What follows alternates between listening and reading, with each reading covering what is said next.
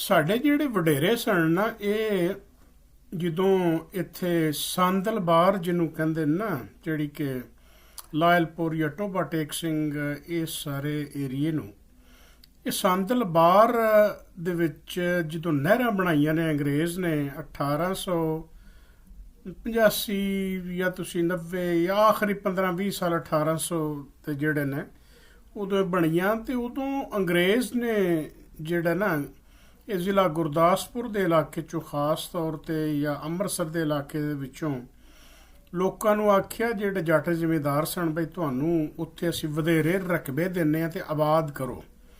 ਉਸ ਵਕਤ ਇਸ ਇਲਾਕੇ ਦੇ ਵਿੱਚ ਜ਼ਿਆਦਾਤਰ ਜੰਗਲ ਹੁੰਦਾ ਸੀ, ਬੁੱਢ ਜਿਹਨੂੰ ਆਂਦੇ ਸਨ, ਸਰੂਟ ਹੁੰਦੇ ਸਨ ਤੇ ਜ਼ਾਹਿਰ ਵਾਈਲਡ ਲਾਈਫ ਵੀ ਬਹੁਤ ਜ਼ਿਆਦਾ ਹੁੰਦੀ ਸੀ।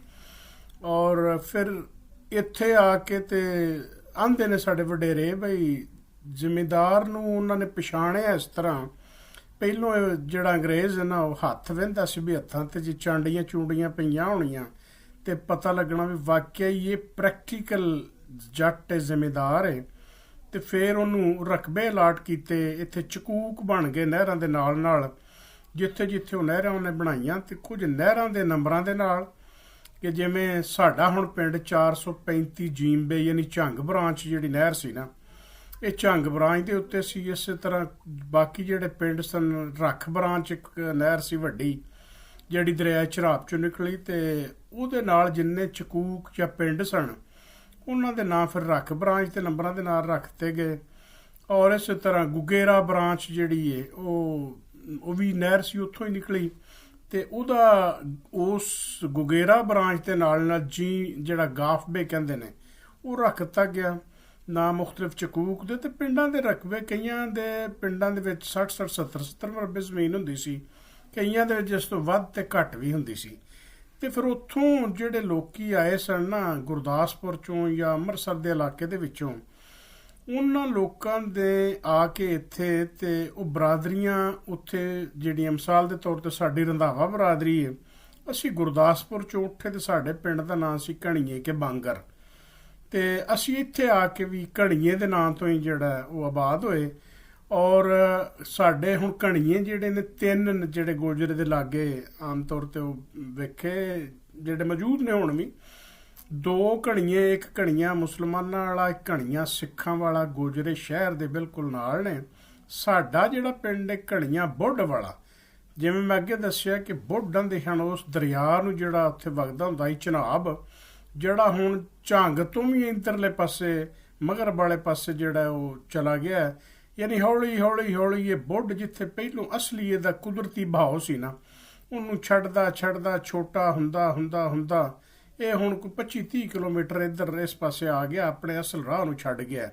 ਉਂਝ ਹਾਲੀ ਵੀ ਉਹ ਜਿਹੜੇ ਥਾਂ ਨੇ ਜਿੱਥੋਂ ਦੀ ਉਹ ਵਗਦਾ ਹੁੰਦਾ ਸੀ ਦਰਿਆ ਚਨਾਬ, ਉਹ ਹਾਲੀ ਜਿਹੜੇ ਨੇ ਕੋਈ ਤੇ ਆਬਾਦ ਹੋ ਗਏ ਤੇ ਕੁਝ ਹਾਲੀ ਵੀ ਬੁੱਢ ਮੌਜੂਦ ਹੈਗਾ। ਔਰ ਇਸ ਇਲਾਕੇ ਦੇ ਵਿੱਚ ਜਿਵੇਂ ਮੈਂ ਦੱਸਿਆ ਕਿ ਤੁਹਾਨੂੰ ਕਿ ਇਹਨਾਂ ਪਿੰਡਾਂ ਦੇ ਵੀ ਨਾਂ ਜਿਹੜੇ ਨੇ ਉਸੇ ਪੁਰਾਣੇ ਜਿਹੜੇ ਇੰਡੀਆ ਦੇ ਵਿੱਚ ਨਾਂ ਸਨ ਨਾ ਗੁਰਦਾਸਪੁਰ ਦੇ, ਉਹ ਵੀ ਇਸ ਤਰ੍ਹਾਂ ਇੱਥੇ ਜਿਵੇਂ ਤਲਵੰਡੀ ਹੈ ਜਾਂ ਭੋਲੇਵਾਲ ਇੱਥੇ ਤੁਹਾਡੇ ਲਾਇਲਪੁਰ ਦੇ ਲਾਗੇ ਹੈਗਾ, ਇਹ ਵੀ ਪਿਛਾਂ ਅੰਮ੍ਰਿਤਸਰ ਇਹੋ ਜਿਹੇ ਪਿੰਡ ਹੈਗੇ ਸਨ। ਉਹਨਾਂ ਪਿੰਡਾਂ ਦੇ ਨਾਂ ਤੇ ਹੀ ਆਬਾਦ ਹੋ ਕੇ ਤੇ ਇੱਥੇ ਨਵੇਂ ਪਿੰਡ ਜਿਹੜੇ ਨੇ ਵਸ ਗਏ ਜਿਹਦੇ ਸਾਡੇ ਪੜਦਾਦੇ ਤੁਸੀਂ ਕਹਿ ਲਓ ਆ ਲਓ। ਹੁਣ ਸਾਡੇ ਘਣੀਏ ਕਿ ਬਾਂਗਰ ਦੀ ਜਿਹੜੀ ਗੱਲ ਹੈ ਨਾ, ਸਾਡੇ ਜਿਹੜੇ ਵਡੇਰੇ ਨੇ, ਹੁਣ ਸਾਡੇ ਦਾਦਾ ਜੀ ਦਾ ਜਿਹੜਾ ਨਾਂ ਸੀ ਗੁਲਾਮ ਹੈਦਰ ਤੇ ਇਹਨਾਂ ਦੇ ਭਰਾ ਸਨ ਸੱਕੇ ਦੂਸਰੇ ਬਾਬਾ ਸ਼ਾਹਦੀਨ। ਇਹ ਬਾਬਾ ਸ਼ਾਹਦੀਨ ਤੇ ਬਾਬਾ ਗੁਲਾਮ ਹੈਦਰ ਇਹਨਾਂ ਦੇ ਵਾਲਦ ਯਾਨੀ ਸਾਡੇ ਪੜਦਾਦਾ ਜੀ ਦਾ ਨਾਂ ਸੀ ਚੌਧਰੀ ਅਮੀਰ ਅਹਿਮਦ। ਤੇ ਉਸ ਤੋਂ ਬਾਅਦ ਚੌਧਰੀ ਅਮੀਰ ਅਹਿਮਦ ਜਿਹੜਾ ਇਹ ਇਹਨਾਂ ਦੇ ਫਿਰ ਦੂਸਰੇ ਜਿਹੜੇ ਚਾਚੇ ਦੇ ਪੁੱਤਰ ਸਨ ਬਾਬਾ ਜਲਾਲ, ਉਹਨਾਂ ਦੇ ਅੱਗੋਂ 5 ਪੁੱਤਰ ਸਨ। ਔਰ ਉਹਨਾਂ 5 ਪੁੱਤਰਾਂ ਤੇ 2 ਪੁੱਤਰ ਅਸੀਂ ਆਪਣੇ ਆਪ ਨੂੰ 7 ਦਾਦਿਆਂ ਦੀ ਔਲਾਦ ਗਿਣਨੇ ਆ ਜਿਹੜੇ ਇਸ ਘਣੀਏ ਕਿ ਬਾਂਗਰ ਦੇ ਵਿੱਚ ਆ ਕੇ ਆਬਾਦ ਹੋਏ। ਇਹਨਾਂ ਵਿੱਚੋਂ ਬਹੁਤੇ ਜਿਹੜੇ ਨੇ ਇਹਨਾਂ ਦੀਆਂ ਸ਼ਾਦੀਆਂ ਬਾਜਵਾ ਫੈਮਿਲੀ ਦੇ ਵਿੱਚ ਹੋਈਆਂ ਸਨ। ਇਹ ਬਾਜਵਾ ਜਿਹੜਾ ਇੱਕ ਪਿੰਡ ਗੁਰਦਾਸ ਦੇ ਲਾਗੇ ਚੌੜਾ ਬਾਜਵਿਆਂ ਦਾ ਆਉਂਦਾ ਸੀ ਤੇ ਸਾਡੇ ਬਜ਼ੁਰਗ ਦੱਸਦੇ ਹੁੰਦੇ ਸਨ ਵੀ ਇਹ ਚੌੜਾ ਬਾਜਵਿਆਂ ਦਾ ਜਿਹੜਾ ਨਾ ਉੱਥੇ ਇਹਨਾਂ ਦੇ ਨਾਨਕੇ ਨੇ। ਹੁਣ ਇਹ ਚੂੰਕਿ ਸਾਡੀਆਂ ਬਾਜਵੀਆਂ ਚੋਂ ਜ਼ਿਆਦਾ ਜਿਹੜੀ ਸਾਡੀਆਂ ਦਾਦੀਆਂ ਚੋਂ ਜ਼ਿਆਦਾ ਬਾਜਵੀਆਂ ਹਨ ਤੇ ਸਾਨੂੰ ਪਿੰਡ ਦੇ ਵਿੱਚ ਆਂਦੇ ਸਣੇ ਬਜਵੀਆਂ ਦਾ ਟੱਬਰ ਹੈਗਾ। ਬਹਰਹਾਲ ਉਹ ਰਫਤਾ ਰਫਤਾ ਆਉਣ ਜਾਣ ਰਿਹਾ, ਤੇ ਜਦੋਂ ਹਾਲੀ ਇਹ ਬਾਰ ਆਬਾਦ ਹੋਈ ਤੇ ਸਾਡੇ ਬਜ਼ੁਰਗ ਇੱਥੇ ਆ ਗਏ, ਤੇ ਉਦੋਂ ਰੇਲਵੇ ਲਾਈਨਾਂ ਵੀ ਵਿਛ ਗਈਆਂ ਸਨ। ਤੇ ਉਸ ਬਾਬਾ ਜੀ ਸਾਡੇ ਬਜ਼ੁਰਗ ਦੱਸਦੇ ਹੁੰਦੇ ਨੇ ਕਿ ਜਦੋਂ ਪਿੱਛੋਂ ਮਾਮੇ ਬਹਾਦਰ ਨੇ ਆਉਣਾ ਤੇ ਉਹਨੇ ਆਖਿਰ ਬੰਦੇ ਬੜੇ ਤਗੜੇ ਹੁੰਦੇ ਸਨ, ਹਾਲੇ ਪਾਕਿਸਤਾਨ ਬਣਿਆ ਨਹੀਂ ਸੀ, ਤੇ ਉਹਨੇ ਜ਼ਾਹਿਰ ਹੈ ਸਾਡੇ ਇੱਕ ਰੀਤ ਰਵਾਇਤ ਭੈਣਾਂ ਦੀ ਹੁੰਦੀ ਏ, ਭਣਵਈਆਂ ਦੀ ਹੁੰਦੀ ਏ, ਰਿਸ਼ਤਿਆਂ ਦੀ ਕਦਰ ਹੁੰਦੀ ਹੈ, ਅਦਬ ਹੁੰਦੇ ਨੇ, ਇਹਤਰਾਮ ਹੁੰਦੇ ਨੇ। ਕਦੀ ਉਹ ਵੇਲਾ ਸੀ ਜਿੱਥੇ ਆਂਦੇ ਸਨ ਕਿ ਜਿੱਥੇ ਪਿੰਡ ਦੀ ਵੀ ਕੋਈ ਧੀ ਜਿਹੜੀ ਹੈ ਨਾ ਕਿਤੇ ਵਿਆਹੀ ਹੋਵੇ ਤੇ ਉਹ ਪੂਰਾ ਪਿੰਡ ਹੀ ਸਸੁਰਾਲ ਹੁੰਦਾ ਸੀ ਸਾਰਾ ਉਹਨਾਂ ਦਾ, ਜਿੱਥੋਂ ਧੀ ਲਿਆਂਦੀ ਹੁੰਦੀ ਸੀ। ਤੇ ਧੀ ਧਿਆਣੀਆਂ ਕੱਢਦੇ ਹੁੰਦੇ ਸਨ ਜਦੋਂ ਜੰਜਾਂ ਜਾਂਦੀਆਂ ਹੁੰਦੀਆਂ ਸਨ, ਤੇ ਉਹ ਜੰਜਾਂ ਪਹਿਲੋਂ ਪਤਾ ਕਰਦੀਆਂ ਹੁੰਦੀਆਂ ਹਨ ਵੀ ਫਲਾਣੇ ਥਾਂ ਤੇ ਅਸੀਂ ਮੁੰਡਾ ਵਿਆਹਣ ਚੱਲੇ ਹਾਂ, ਉਸ ਪਿੰਡ ਦੇ ਵਿੱਚ ਕੋਈ ਸਾਡੀ ਧਿਆਣੀ, ਯਾਨੀ ਮਿਸਾਲ ਦੇ ਤੌਰ ਤੇ ਕਹਿ ਲਓ ਬੁੱਟਰ ਫੈਮਿਲੀ, ਕਿ ਬਈ ਬੁੱਟਰ ਫੈਮਿਲੀ ਕਿਤੇ ਜਾਣ ਡਈ ਹੈ ਵਿਆਹਣ ਵਾਸਤੇ, ਤੇ ਪਹਿਲੋਂ ਉਹਨਾਂ ਪਤਾ ਕਰਨਾ ਕਿ ਉਸ ਪਿੰਡ ਦੇ ਵਿੱਚ ਜਿੱਥੋਂ ਇਹ ਬੁੱਟਰਾਂ ਦਾ ਮੁੰਡਾ ਵਿਆਹਣ ਚੱਲਿਆ ਹੈ ਉੱਥੇ ਕੋਈ ਕੁੜੀ ਬੁੱਟਰਾਂ ਦੀ ਹੈਗੀ ਏ ਕਿ ਨਹੀਂ ਹੈਗੀ, ਜਾਂ ਇੱਥੋਂ ਤੱਕ ਕਿ ਉਸ ਪਿੰਡ ਤੇ ਅਗਰ ਕਮੀਆਂ ਦੀ ਵੀ ਕੋਈ ਉੱਥੇ ਹੈਗੀ ਏ ਤੇ ਆਂਦੇ ਹਨ ਧਿਆਣੀਆਂ ਕੱਢਣੀਆਂ ਨੇ। ਇਹ ਇੱਜ਼ਤ ਇਹਤਰਾਮ ਹੁੰਦੇ ਸਨ, ਇਹ ਐਸੇ ਰਸਮੋ ਰਿਵਾਜ ਹੁੰਦੇ ਸਨ ਜਿਹਦੇ ਵਿੱਚ ਕਿ ਮੁਆਸ਼ਰਤ ਇਹਨਾਂ ਚੀਜ਼ਾਂ ਦੇ ਉੱਤੇ ਬਣਿਆ ਹੁੰਦਾ ਸੀ।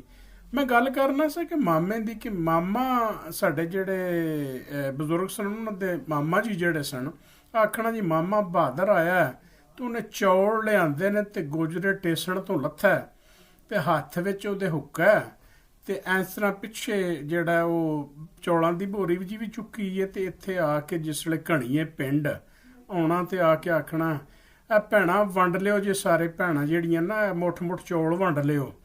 ਤੇ ਉਹ ਮੁੱਠ ਮੁੱਠ ਚੌਲ ਵੰਡਣੇ, ਤੇ ਉਹ 4-5 ਭੈਣਾਂ ਸਨ ਤੇ ਉਹਨਾਂ ਨੂੰ ਟੋਟਲ ਜਿਸ ਵੇਲੇ ਕਰਨਾ ਤੇ ਮੇਰਾ ਖਿਆਲ ਕੋਈ 2-2.5 ਮਣ ਚੌਲ ਹੋ ਜਾਂਦੇ ਹੁੰਦੇ ਸਨ।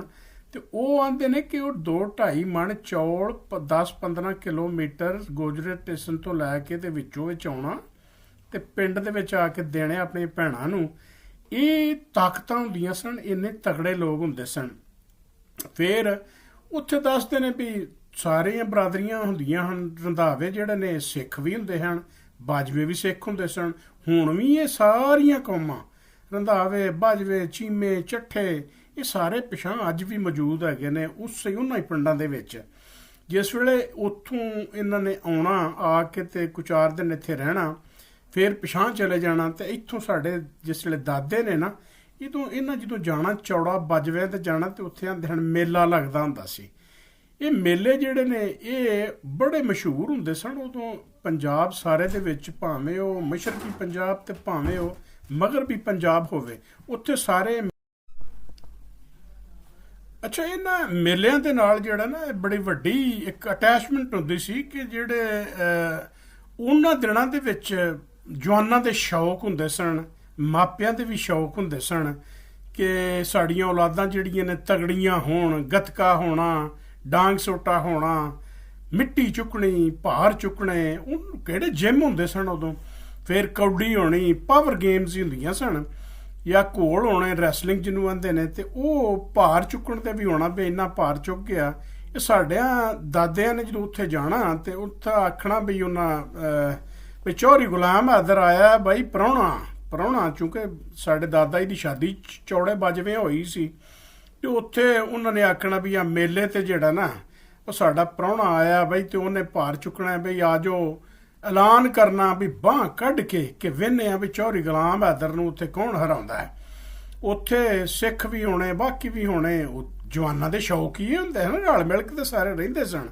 ਮੇਲੇ ਤੇ ਜਾਣਾ, ਤੇ ਜੇ ਚੌਧਰੀ ਗੁਲਾਮ ਬਹਾਦਰ ਨੇ ਜਿੱਤ ਜਾਣਾ ਤੇ ਬਾਂਹ ਖੜੀ ਕਰਨੀ, ਤੇ ਸਾਣਿਆਂ ਬੜਾ ਫਖਰ ਮਹਿਸੂਸ ਕਰਨਾ, ਉਹ ਬਈ ਪ੍ਰਾਹੁਣਾ ਬਾਹਰ ਚੋਂ ਆਇਆ ਸੀ ਤੇ ਉਹ ਇੰਨਾ ਭਾਰ ਚੁੱਕ ਗਿਆ ਤੇ ਸਾਰਿਆਂ ਨੂੰ ਹਰਾ ਗਿਆ।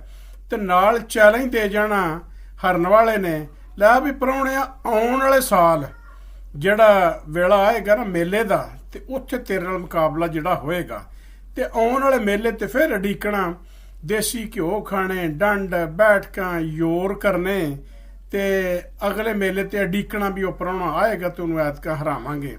ਇਹੋ ਜਿਹੇ ਮੇਲਿਆਂ ਤੇ ਫਿਰ ਆਮ ਤੌਰ ਤੇ ਇਹ ਵੀ ਹੋ ਜਾਂਦਾ ਸੀ ਕਈ ਵਾਰੀ ਜ਼ੋਰਾਵਰ ਲੋਕ ਹੁੰਦੇ ਸਨ, ਤੇ ਜਿਸ ਵੇਲੇ ਕਿਸੇ ਨੇ ਹਾਰ ਜਾਣਾ ਤੇ ਕਿਸੇ ਨੇ ਜਿੱਤ ਜਾਣਾ, ਤੇ ਇਹਨਾਂ ਮੌਕਿਆਂ ਤੇ ਸ਼ਰਾਰਤੀ ਲੋਕੀ ਫਿਰ ਲੜਾਈਆਂ ਵੀ ਕਰਵਾ ਦਿੰਦੇ ਸਨ। ਉੱਥੇ ਫਿਰ ਦੱਸਦੇ ਨੇ ਕਿ ਕਦੀ ਸਿੱਖਾਂ ਨੇ ਜਿੱਤ ਜਾਣਾ, ਕਦੀ ਮੁਸਲਮਾਨਾਂ ਨੇ ਜਿੱਤ ਜਾਣਾ। ਜੱਟ ਆਪਸ ਫਿਰ ਭਿੜਦੇ ਇੰਝ ਹੁੰਦੇ ਹਨ ਜਿਵੇਂ ਸੰਢਿਆਂ ਦੇ ਭੇੜ ਹੁੰਦੇ ਨੇ, ਤੇ ਉਹ ਦੀਨ ਮਜ਼ਹਬ ਤੇ ਬਾਕੀ, ਲੇਕਿਨ ਮੁਆਸ਼ਰਤ ਇਕੱਠੀ ਹੁੰਦੀ ਸੀ ਨਾ। ਤੇ ਇਹ ਇਸੇ ਤਰ੍ਹਾਂ ਦੇ ਬੜੇ ਸ਼ੁਗਲ ਮੇਲੇ ਹੁੰਦੇ ਸਨ। ਇਸ ਇਲਾਕੇ ਜਿਸ ਵੇਲੇ ਬਾਰ ਆਬਾਦ ਹੋਈ ਏ, ਸਾਡੇ ਇਲਾਕੇ ਦੇ ਵਿੱਚ ਹੁਣ ਸਾਡੇ ਨਾਲ ਲੱਗਦਾ ਝੰਗ ਦਾ ਇਲਾਕਾ, ਹੁਣ ਇੱਥੇ ਝੰਗ ਦੇ ਵਾਸੀ ਹੋਰ ਵੀ ਇੱਥੇ ਬੜੇ ਆਏ ਸਨ, ਤੇ ਜਿਹੜੇ ਅਸੀਂ ਲੋਕ ਨਵੇਂ ਆਏ ਸਨ, ਸਾਡੇ ਵਡੇਰੇ, ਜਦੋਂ ਇਹ ਨਹਿਰਾਂ ਨਿਕਲੀਆਂ ਨੇ, ਰਕਬੇ ਆਬਾਦ ਹੋਏ ਨੇ, ਤੇ ਉਦੋਂ ਇਹ ਕਿਹਾ ਗਿਆ ਕਿ ਇਹਨਾਂ ਨੂੰ ਆਬਾਦ ਘਰ ਕਹਿੰਦੇ ਨੇ। ਤੇ ਜਿਹੜੇ ਇਸ ਤੋਂ ਵੀ ਪਹਿਲੋਂ ਕਿਤੇ ਉੱਥੇ ਬੈਠੇ ਸਨ, ਉਹਨਾਂ ਨੂੰ ਆਖਣਾ ਜੀ ਇਹ ਜਾਂਗਲੀ ਨੇ, ਤੇ ਇਹ ਨਾਮ ਲੈ ਜਾਂਦੇ ਸਨ। ਉਸ ਤੋਂ ਬਾਅਦ ਫਿਰ ਇਹ ਗੱਲ ਬੜੀ ਅਹਿਮ ਹੈਗੀ ਏ ਕਿ ਬੜੇ ਸਾਦਾ ਲਓ ਲੋਕ ਹੁੰਦੇ ਸਨ। ਪੁੱਛਿਆ ਇੱਕ ਵਾਰੀ ਕਿ ਗੁਜਰੇ ਵਾਲੇ ਘਣੀਏ ਉੱਥੇ ਚਲੇ ਗਏ, ਬਾਬਾ ਹਸਨ ਮੁਹੰਮਦ ਉੱਥੇ ਚਲਾ ਗਿਆ, ਤੇ ਤੁਸੀਂ ਇੱਥੇ ਕਿਉਂ ਆ ਗਏ? ਉਹਨੇ ਆਖਿਆ ਵੀ ਸਾਡੇ ਜਿਹੜੇ ਵਡੇਰੇ ਸਨ ਨਾ, ਉਹਨਾਂ ਨੇ ਆਖਿਆ ਵੀ ਇੱਥੋਂ ਗੱਡੀ ਦੀ ਲਾਈਨ ਲੰਘਦੀ ਏ, ਤੇ ਭਾਈਆ ਅਸੀਂ ਤੇ ਇੱਥੇ ਨਹੀਂ ਜੇ ਰਹਿਣਾ, ਅਸੀਂ ਤੇ ਕੁਹਾਟਵਾਂ ਜਾ ਕੇ ਰਹਿਣਾ, ਇਸ ਵਾਸਤੇ ਕਿ ਇੱਥੇ ਤੇ ਗੱਡੀਆਂ ਦੇ ਨਿਆਣੇ, ਗੱਡੀਆਂ ਦੇ ਥੱਲੇ ਸਾਡੇ ਨਿਆਣੇ ਆ ਜਾਣ ਕਰਨਗੇ। ਉਹ ਵੱਖਰੀ ਗੱਲ ਹੈ ਕਿ ਜਿਹੜੇ ਸ਼ਹਿਰਾਂ ਦੇ ਲਾਗੇ ਆ ਗਏ, ਉਹ ਬੜੇ ਸੁੱਖੀ ਤੇ ਬੜੀਆਂ ਮਹਿੰਗੀਆਂ ਉਹਨਾਂ ਦੀਆਂ ਜ਼ਮੀਨਾਂ ਅੱਜ ਹੋ ਗਈਆਂ। ਉਂਝ ਮੈਂ ਗੱਲ ਕਰਨਾ ਸੋਚ ਦੀ, ਬੜੇ ਸਾਦਾ ਤੇ ਸਿੱਧੇ ਲੋਕ ਹੁੰਦੇ ਹਨ ਕਿ ਅਸੀਂ ਇਸ ਸ਼ਹਿਰ ਦੀ ਜ਼ਿੰਦਗੀ ਤੋਂ ਥੋੜਾ ਜਿਹਾ ਹਟਵਾਂ ਹੀ ਚੰਗੇ ਆ ਭਾਈ। ਇਸ ਵਾਸਤੇ ਕਿ ਬੇਸਿਕਲੀ ਉਹਨਾਂ ਲੋਕਾਂ ਦੇ ਵਿੱਚ ਇਹ ਦਰਵੇਸ਼ੀ ਸੀ। ਉਹਨਾਂ ਦੀ ਪਸੰਦ ਇਹ ਹੁੰਦੀ ਸੀ ਕਿ ਸ਼ਹਿਰੋਂ ਹਟ ਕੇ ਕਿਤੇ ਅਸੀਂ ਜਿਹੜਾ ਜਾ ਕੇ ਰਹੀਏ। ਕਿਸੇ ਨੂੰ 2 ਮਰਬੇ, ਕਿਸੇ ਨੂੰ 4 ਮਰਬੇ, ਕਿਸੇ ਨੂੰ 10 ਮਰਬੇ ਜ਼ਮੀਨ ਅਲਾਟ ਕਰਤੀ। ਔਰ ਜਿਹੜੇ ਅੰਗਰੇਜ਼ ਦੇ ਖਾਸ ਲੋਕ ਹੁੰਦੇ ਸਨ, ਉਹਨਾਂ ਨੂੰ ਵਧੇਰੇ ਜ਼ਮੀਨਾਂ ਜਿਹੜੀਆਂ ਨੇ ਅਲਾਟ ਕੀਤੀਆਂ ਗਈਆਂ। ਹਰ ਪਿੰਡ ਦੇ ਵਿੱਚ ਅੰਗਰੇਜ਼ ਨੇ, ਤੁਸੀਂ ਕਹਿ ਲਓ ਕਿ ਆਪਣੇ ਸਰਕਾਰੀ ਨੁਮਾਇੰਦੇ ਰੱਖੇ ਹੁੰਦੇ ਸਨ। ਲੰਬੜ ਪਿੰਡ ਦੇ ਚੌਕੀਦਾਰ, ਫਿਰ ਜਿਹੜਾ ਪਿੰਡ ਦੇ ਵਿੱਚ ਵਸਣ ਵਾਲੇ ਕੰਮੀ ਪਿੱਛੋਂ ਵੀ ਨਾਲ ਆ ਗਏ ਸਨ, ਵੀ ਇਹ ਨਾਈ ਨੇ, ਇਹ ਜੁਲਾਏ ਨੇ, ਇਹ ਛੀਂਬੇ ਨੇ। ਇਹ ਸਾਰਾ ਇੱਕ ਐਸਾ ਮਜਮੂਈ ਤੌਰ ਤੇ ਮੁਆਸ਼ਰਾ ਤੇ ਕਲਚਰ ਹੁੰਦਾ ਸੀ ਜਿਹਦੇ ਵਿੱਚ ਕਿ ਕੋਈ ਤਫਰੀਕ ਨਹੀਂ ਸੀ ਹੁੰਦੀ ਇਨਸਾਨੀਅਤ ਦੇ ਹਵਾਲੇ ਨਾਲ। ਉਹ ਇੱਕ ਦੂਸਰੇ ਨਾਲ ਓਨੇ ਹੀ ਚਾਅ ਨਾਲ ਮਿਲਦੇ ਹੁੰਦੇ ਸਨ ਜਿਵੇਂ ਬਾਕੀ ਕੋਈ ਜ਼ਿਮੀਂਦਾਰ ਨੂੰ ਮਿਲਦਾ, ਕਮੀਆਂ ਨੂੰ ਵੀ ਲੋਕੀ ਇੰਝ ਹੀ ਮਿਲਦੇ ਸਨ। ਕਮੀਆਂ ਦੀਆਂ ਧੀਆਂ ਵੀ ਇੰਝ ਹੀ ਹੁੰਦੀਆਂ ਹਨ ਜਿਵੇਂ ਚੌਰੀਆਂ ਦੀਆਂ ਧੀਆਂ ਨੇ। ਇਹੋ ਜਿਹਾ ਇਹ ਮਾਹੌਲ ਹੁੰਦਾ ਸੀ। ਤੇ ਇਹ ਅੱਜ ਦੀ ਅਸੀਂ ਵੀਡੀਓ ਇੱਥੇ ਬੰਦ ਕਰਨੇ ਆ, ਤੇ ਇਹ ਕਿਸ਼ਤਵਾਰ ਜਿਹੜਾ ਨਾ, ਇਹ ਮੈਂ ਜਾਰੀ ਰੱਖਾਂਗਾ ਇਨਸ਼ਾਅੱਲਾ।